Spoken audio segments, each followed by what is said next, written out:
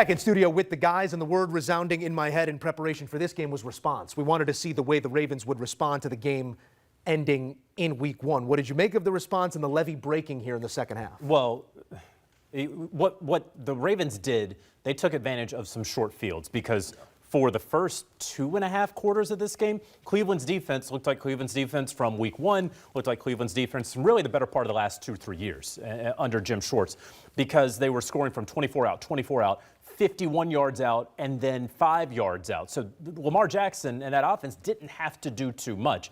And then they started to pour it on.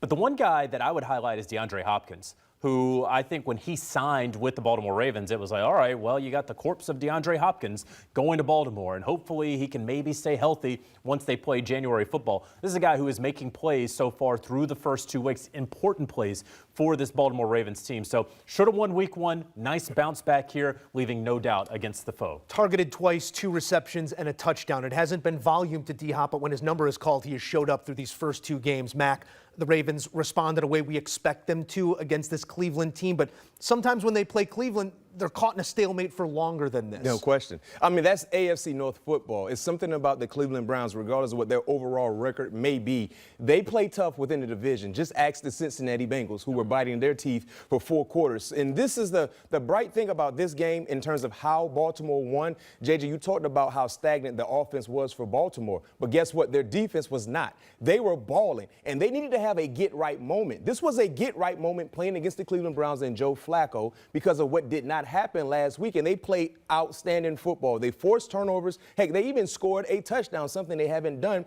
since 2020. So when you look at their defense with all the high-level players they have on all 3 levels, this is what we expect to see from the Baltimore Ravens, not the letdown that we saw in the second half last week against the Buffalo Bills.